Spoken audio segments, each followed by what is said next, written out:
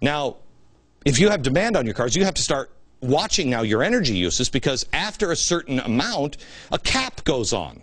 Then you have to buy credits from other car companies or other countries. I bet there's a car company that doesn't exist in Zimbabwe that can plant a tree and sell you their carbon credits. If it hasn't gone over its cap, you have to go out and buy those. So then that way you can have the invisible gas credit.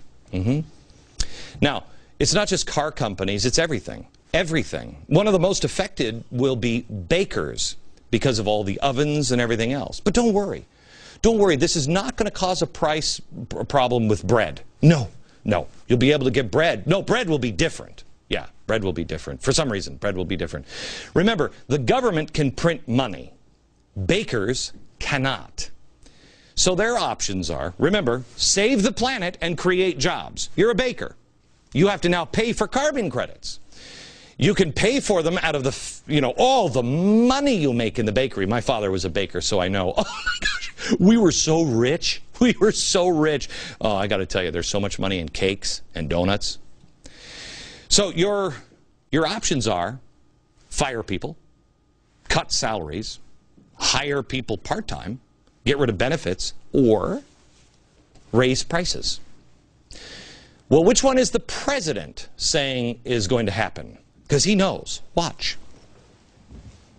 Under my plan of a cap and trade system, electricity rates would necessarily skyrocket. So electricity rates are going to skyrocket. So how does the baker pay for the energy? How does he pay for the extra energy and the cap? He's got to make more bread to pay for the higher energy price, but he can't because there's a cap. How is he going to pay for the higher energy and the cap? By creating more jobs? With what? Magic fairy money? With what? It's going to destroy jobs, or, I should say, and/or raise the price of bread. Now, how is that helping you? How is that helping you? Oh, I remember now. That's right. We're going to save the planet. That's how it's helping you. Save the planet. Jesus wants you to save the planet. Look, here's what I think Jesus wants you to do. I think Jesus wants you to be a responsible citizen and don't litter. Be responsible and don't dump stuff into the rivers. That's what Jesus wants you to do. We all have to share the earth and we have to have it go on for future generations. But Jesus doesn't want a cap and trade system. Really? You're asked to sacrifice to save the planet. They'll have you believe that's the point of it. But let me ask you this, and please really honestly think this through. Do you remember an instance where a politician, while in power, gave the American people politically insane news? Like, by the way, I'm going to do something here. I'm going to do it to save something in 1,000 years from now. And it's going to make your gas prices skyrocket. It'll probably be $10 a gallon gas. Can you think of a politician who's ever done that? Are we supposed to believe now politicians have suddenly grown spines?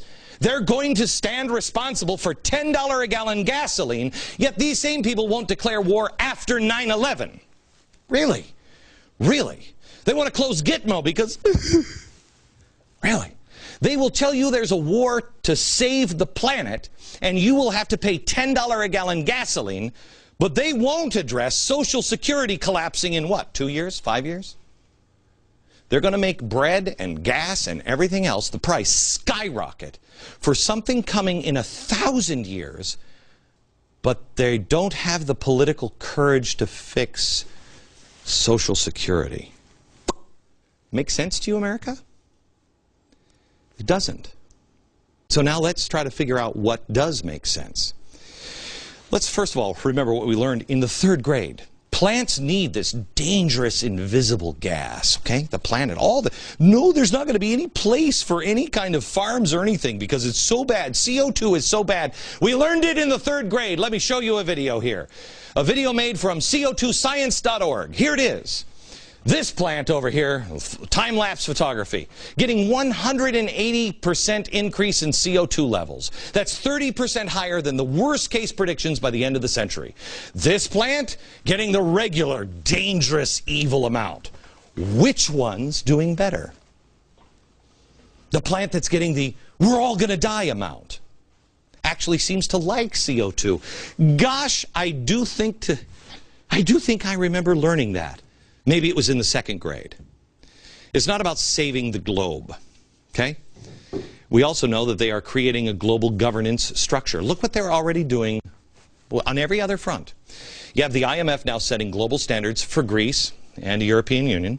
We have Obama saying that he's going to put together a financial bill for global structure. IMF has also pushed a global bank tax that would create a fund to prepare for a future crisis. I thought these things would prevent all future crises. The World Health Organization is now pursuing a global tax on things like internet usage and transactions like paying bills online. Bill Clinton is pushing his Clinton Global Initiative. Oh, by the way, who's his Al Gore was his vice president.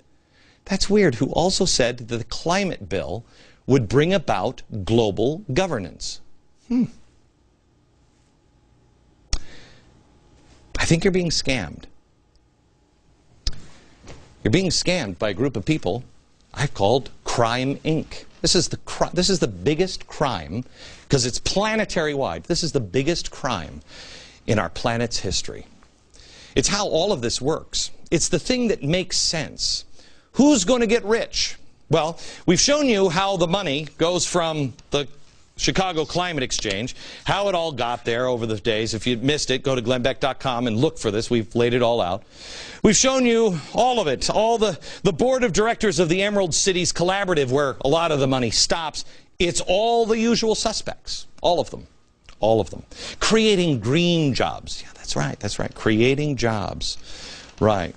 Now, what we haven't shown you is, besides all of the usual suspects of the global, workers of the world unite people and global government people, what we haven't shown you is the board of directors of CCX, the Chicago Climate Exchange, which, by the way, the Chicago Climate Exchange just sold to an international company. So it's global now. Okay.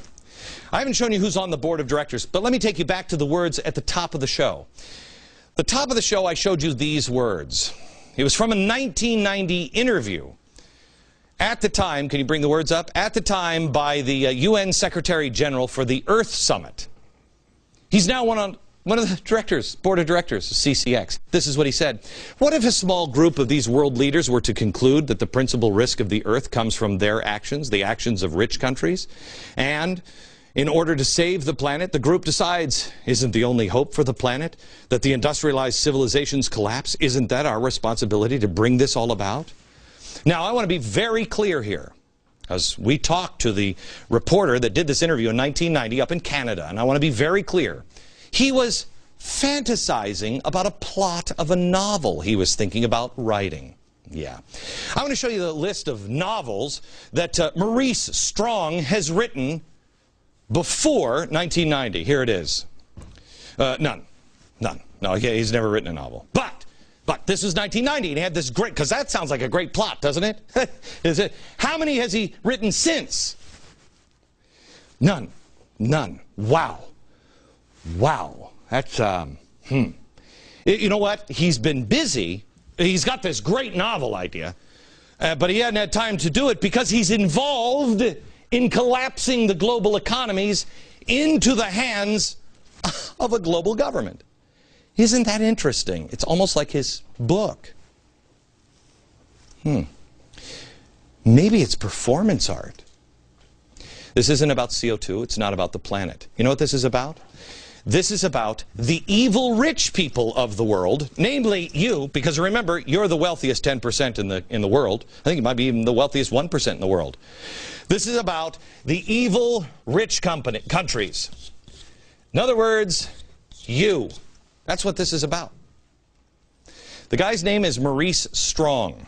Goes without saying he's a socialist. He's also Canadian. I want to show you. Those don't necessarily go hand in hand. I know a lot of great Canadians.